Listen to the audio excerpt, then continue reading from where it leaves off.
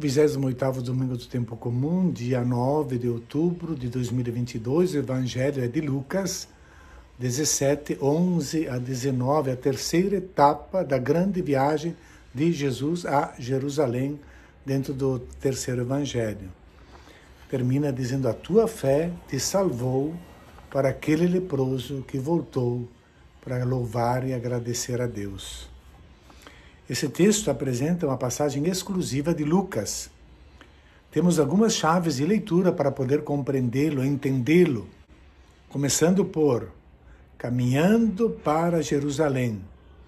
Jerusalém, na língua grega, tem duas maneiras de se escrever. Uma é Jerusalém, que é a transliteração do nome sagrado hebraico Yerushalayim, que indica, então, a cidade santa. A outra é o nome geográfico, Jerolosima.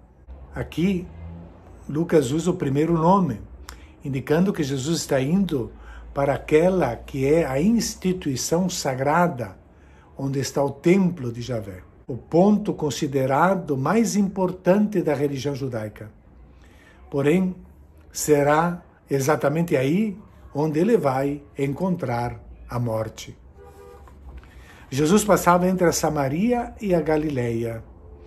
Esse itinerário é estranho, porque a Galileia está no norte, Samaria no meio, e a Judeia está no sul, com a capital Jerusalém. Se ele sai da Galileia para Jerusalém, aqui a ordem saiu invertida. Deveria dizer: Jesus passava entre a Galileia e Samaria, porque ele está indo para Jesus. Não o contrário, parece que está se afastando. Por que o evangelista traça esse estranho itinerário? Atravessava a Samaria e a Galileia, invertendo a lógica geográfica, tem alguma intenção. Porque quer mostrar que esse texto, muito mais que um fato de crônica, é uma lição de teologia, um ensinamento teológico, porque Lucas quer focar a atenção na Galileia, ou seja, num território de Israel. E quando estava para entrar num povoado, é outra chave que devemos ter presente na interpretação. O povoado anônimo nos evangelhos sempre tem um significado para indicar um lugar hostil, de oposição a Jesus, que não aceitam a novidade trazida por ele. Por que isso? Porque o povoado, como sabemos, é o lugar onde a moda custa chegar. As novidades demoram para ser aceitadas, mas depois que se enraizam, e quando se enraizam, tornam-se uma tradição difícil de arrancar. Portanto, o povoado, no Evangelho de Lucas, significa o lugar do sempre se fez assim. Por que vamos mudar agora? E onde as coisas novas são vistas com desconfiança. Um povoado anônimo indica este tipo de mentalidade conservadora, retrógrada, agarrada no passado. 10 leprosos vieram ao seu encontro. Isto é algo que não corresponde à realidade, impossível, porque a partir do momento que a lepra é constatada, os leprosos são expulsos do povoado, tinham de viver fora, num lugar isolado. Por que o evangelista diz então, quando estava para entrar num povoado, 10 leprosos vieram ao seu encontro? Se os leprosos não podiam viver num povoado? Lucas está dizendo que a lepra, a impureza que carregava, se devia ao fato de eles morarem num povoado agarrado a tradições superadas, hostil à novidade trazida por Jesus. Quem vive dessa tradição rejeita as novidades de Deus, rejeita Jesus Cristo e não tem mais comunicação com o Senhor. Por isso é impureza. Pois ser impuro significa exatamente não ter mais comunicação com Deus, estar impedido dessa comunicação.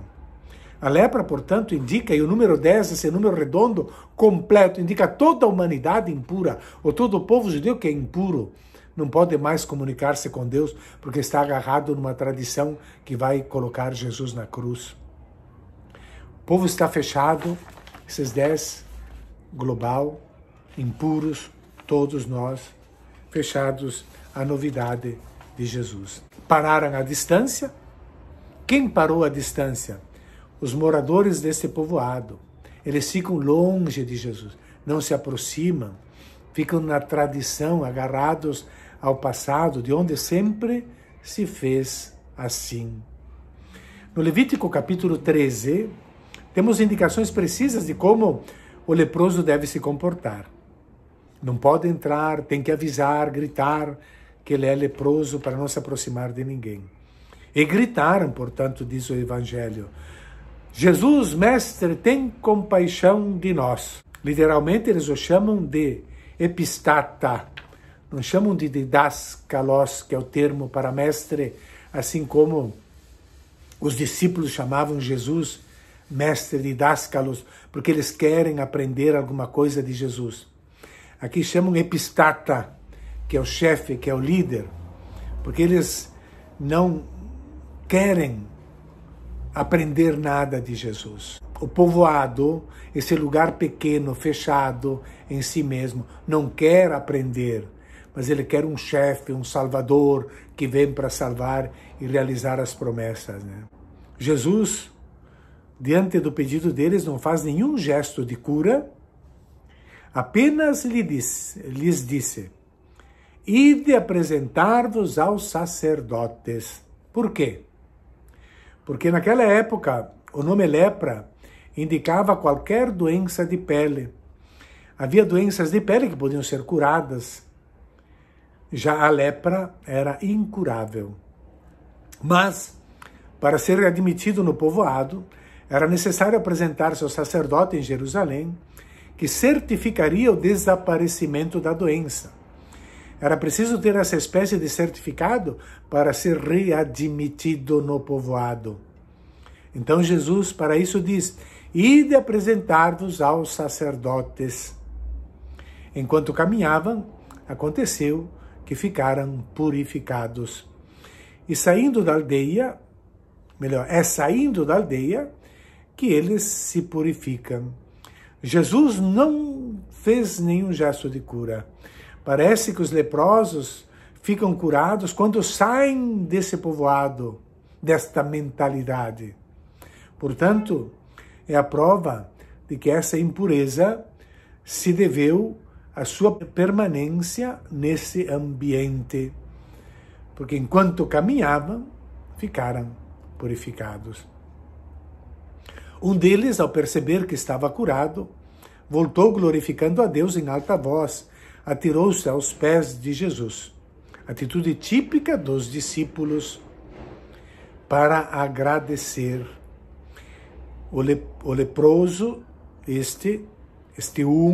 atitude de discípulo, agradecer. A palavra Eucaristia deriva do verbo agradecer, que significa ação de graças. E aqui está a notícia, a surpresa do evangelista: ele era um samaritano. É interessante que enquanto a doença une esses leprosos judeus, galileus, samaritanos, mais tarde, uma vez curados, o único que mostra um sentimento de gratidão e reconhecimento não é alguém pertencente ao povo de Israel, mas aquele que foi considerado ser mais distante, um pecador impuro de nascença, excluído, portanto, de qualquer relação com Deus, um samaritano. Lucas sempre mostra que os modelos de fé são sempre estrangeiros, ou as pessoas mais distantes. Jesus já tinha elogiado a fé do centurião romano, um pagão, a fé da prostituta e da hemorroíça pagã e a do cego.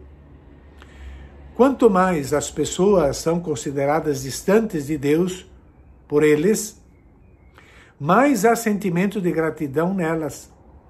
Elas são mais capazes de perceber os sinais da presença de Deus em sua vida. E Jesus observou: não foram 10 os curados? E os outros 9, onde estão? Não houve quem voltasse para dar glória a Deus? Dar glória a Deus era privilégio de Israel. Aquilo que era exclusivo desse povo, agora é para toda a humanidade, incluindo os odiados samaritanos. A não ser esse estrangeiro? Pergunta Jesus. É a única vez no Evangelho que aparece o termo estrangeiro. O estrangeiro significava o inimigo, o rejeitado. E Jesus lhe disse: levanta-te e vai, tua fé te salvou. Na lógica do Evangelho, Jesus está continuando a ensinar sobre a fé. A fé não é simplesmente um dom que Deus dá a algum, mas é a resposta dos homens ao dom de amor que Deus dá a todos. Aqueles que receberam esse amor e respondem, a isso se chama fé. Aqui vimos o próprio Jesus dizer: todos os 10 foram curados, mas apenas um voltou, respondeu a essa cura. E isso é fé. Portanto, a fé não é um dom que Deus dá a uns e menos a outros, mas é a resposta dos homens ao dom do amor que Deus dá. O que é a fé?